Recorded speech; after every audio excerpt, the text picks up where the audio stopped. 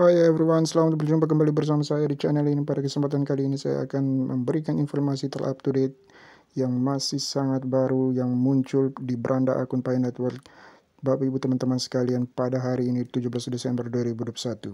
Namun sebelumnya saya ingin mengingatkan bagi Bapak Ibu yang menyukai konten ini, jangan lupa untuk selalu dukung channel ini dengan cara klik tombol subscribe, like, and share.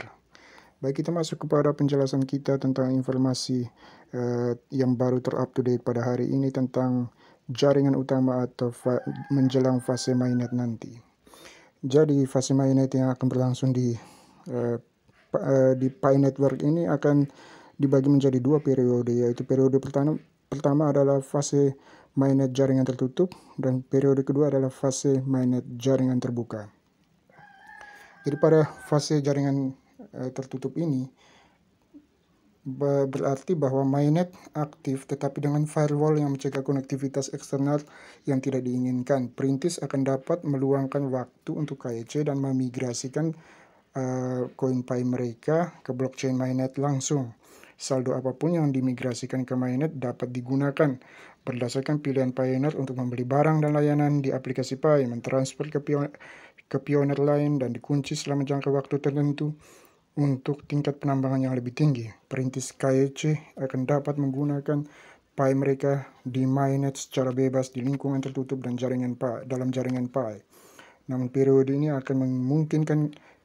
tidak akan memungkinkan konektivitas antara blockchain Pi dan blockchain lainnya. Jadi fokus di periode fase mainnet jaringan tertutup ini adalah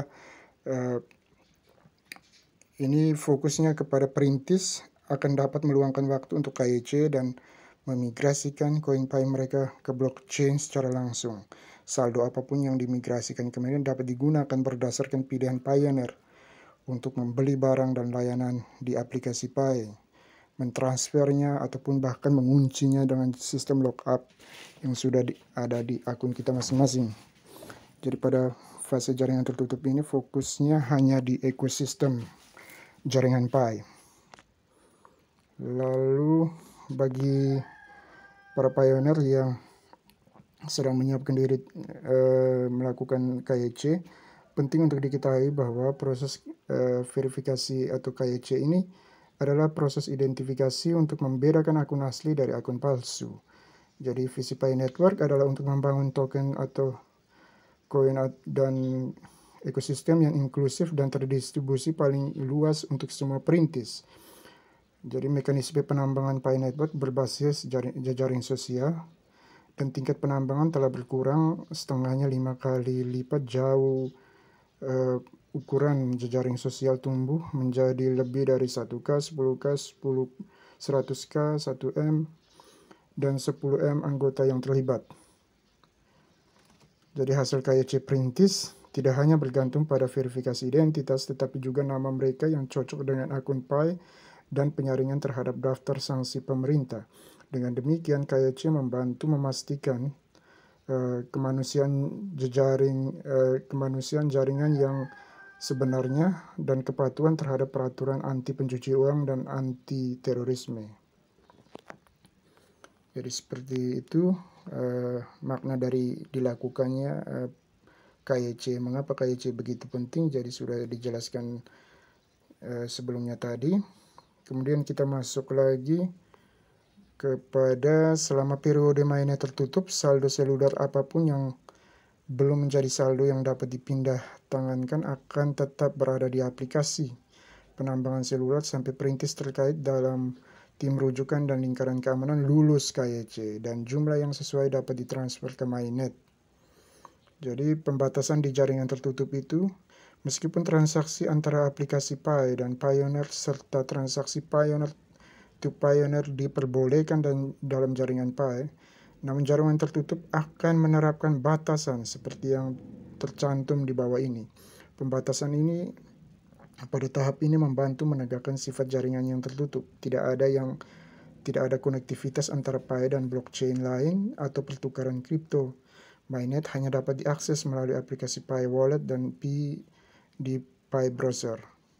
Blockchain mainnet akan dapat diakses oleh komputer manapun di internet tetapi hanya melalui firewall untuk menegakkan aturan di atas.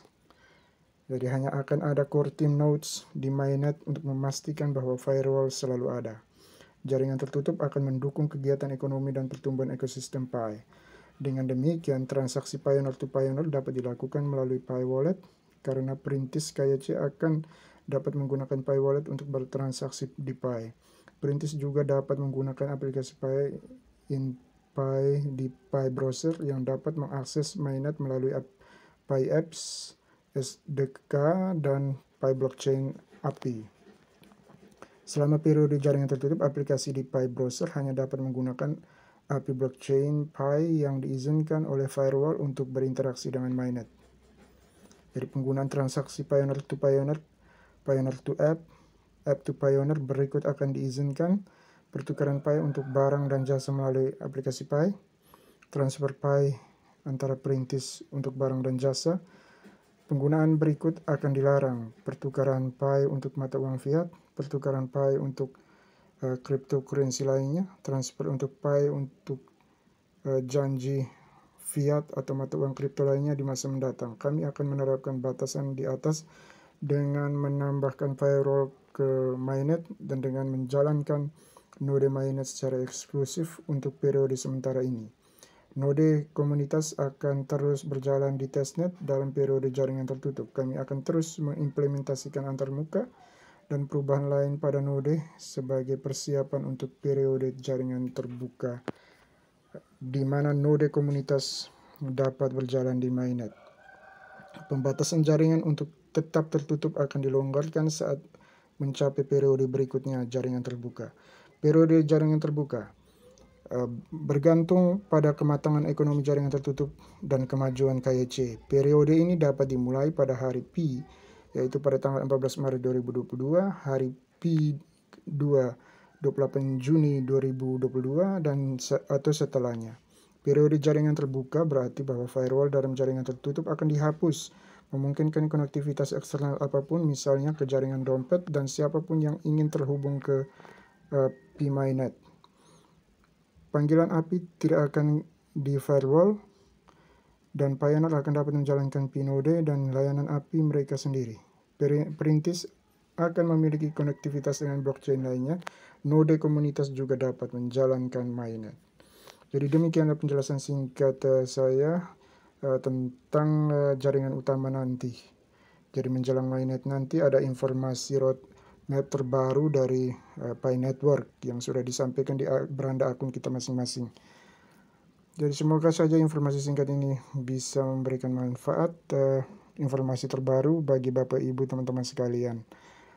Sebelum saya mengakhiri perjumpaan saya pada kesempatan kali ini, sekali lagi saya ingin ingatkan bagi Bapak Ibu yang teman-teman yang menyukai konten ini, jangan lupa untuk dukung channel ini dengan cara klik tombol subscribe, like, and share agar saya bisa terus hadir untuk memberikan informasi-informasi up to date dan yang bermanfaat kehadiran Bapak Ibu teman-teman sekalian. Terima kasih dan sampai jumpa di video saya selanjutnya.